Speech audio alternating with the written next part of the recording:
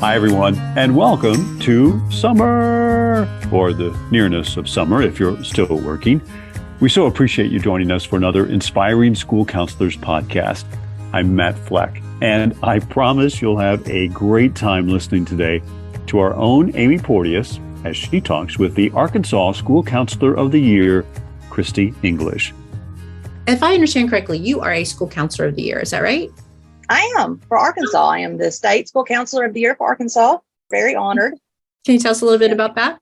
My principal that I've had for about 3 or 4 or 5 years, she has recommended me for my district about 4 or 5 years. And she keeps sending it to the wrong district, like because we're divided into little districts in our state. And she sent it to the wrong district. And I'm like, I'm not in that district. So it would get rejected. By the time it got sent back to the right district, they were like, we've already picked somebody. Yeah. So I felt so bad for her that I was just like, I emailed ahead and I was like, okay, I'm just going to tell you that she's going to send this email and this is where it needs to go. And so I got recognized as, of course, our district, and then went on in Elementary School Counselor of the Year, and then the State Overall School Counselor of the Year. Can you share a story or two about a memorable experience that you've had with a student in your career? Oh, let's see. We had the most exciting kindergarten graduation this year. We had a jungle theme. And I tried to talk to kindergarten teachers. I said, hey, I think we need to play Welcome to the Jungle. I think that just opens it up for this class. But they denied that. You know, Guns N' Roses was a little much, I think, for kindergarten graduation. And I get that now, but I just thought it was very appropriate. So we had kindergarten graduation and jungle theme. And one of our churches were so sweet that they donated their Vacation Bible School stuff for this year. So the kids kind of got a preview of Vacation Bible School too. So, hey, we're doing all kinds of things there. But they're giant fold out, cut out cardboard animals, you know. And so we had jungle animals around in kindergarten set in front of them. And so we had it done in 30 minutes, which is act of God itself. We had it all shut down. The principal and I were talking. We turned, and there is one of the big not a little high schooler, he's like just a giant kid anyway. And there he goes with a life-size zebra up the stairs of the auditorium, leaving with the zebra.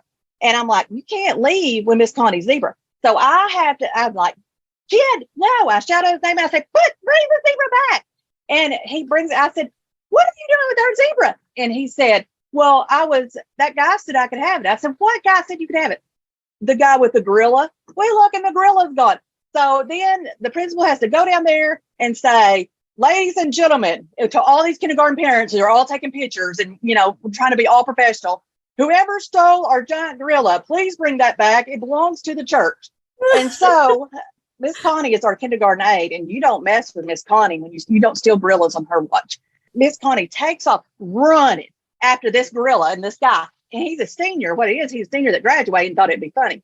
And so he takes it and gets in his car, and the gorilla and the guy and the boy drive by Miss Connie.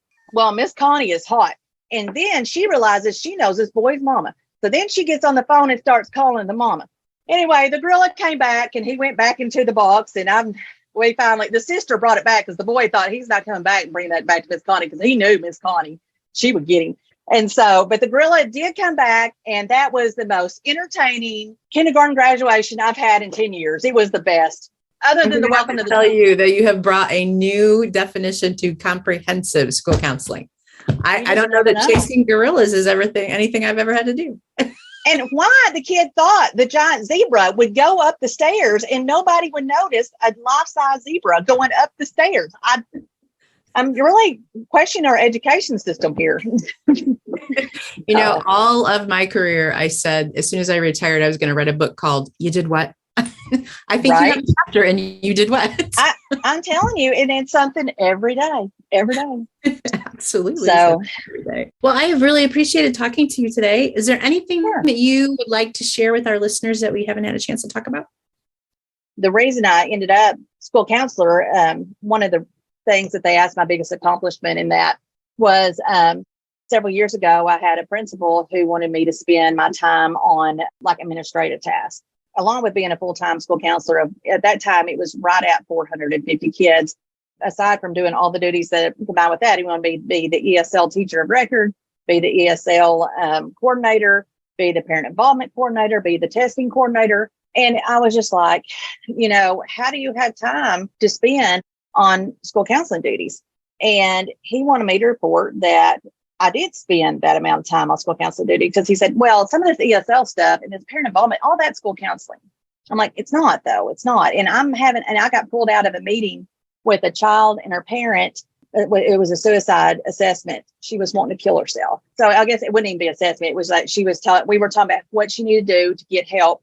And my superintendent came down and pulled me out of that meeting and said, I need you to come count tests right now. And I'm like, it doesn't matter. They need you over there to count tests. Mm-hmm. And so I had to leave that meeting to go count tests. It was such a crazy year. And so when I reported that, the principal got upset that I didn't report that I spent all that time on school counseling. I'm like, there's no way. And then that's when I went on improvement plan. I had to have, I had mid-year reviews and all this. He docked me on things like, because I read Dr. Seuss' Dippin' Dorpin' Day. He said I mispronounced the title of the book, but I'm like, who knows how to pronounce half of Dr. Seuss's stuff, But I had a first grader correct me and say, I think it's Deaf and Duper Day. And I'm like, well, it could be. And he docked me like big points on that. And I mean, it was just crazy stuff. I mean, it was by God's grace. I didn't lose my job that year just because he was so looking for everything. And I'm not that good. There was one email that he had sent that said something like, he wanted me to give up all the names of the students that I saw and what I saw them for. He wanted to know every student that I saw and how much time I spent with each one of those students. And I told him I didn't think that was legal. I said, I'm not sure I can do that, because that means that's kids' confidentiality. Is that even ethically okay? He took that as I wasn't going to do it. And so he had told somebody in the office, I'm fixing to fire her. Well, he went in to come fire me, and I was teaching a lesson, and I guess he didn't want to pull me in front of the kids. And so he had to leave to drive his bus. And so he wasn't able to get me. So in the afternoon, I replied back and said, I haven't heard back from you, but I'll let you know. I will do whatever it is that you asked me to do. However, I am concerned about this. And by sending that freed me from being like I was being obstinate and not following his orders. I wasn't a member of ASCOY when that happened, but I did join NEA. And they got a lawyer, and they fought. We fought it. It never went to court, and everything was. All that was not gone. All those bad things. They were like, no, we're not doing this. And he ended up getting demoted down to assistant principal. So, and he's not even here anymore. He's long gone. He had like 2 more years to retirement. They put him in vice principal for 2 years, and then he was gone. Your advice to school counselors would be to make sure that you're document. And they said that is mm-hmm. They said, and I hate it. Documenting time takes forever. And I wish there was a quick way to do it, but I don't know a quick way. And I've got it all, and it's still not an easy thing to do.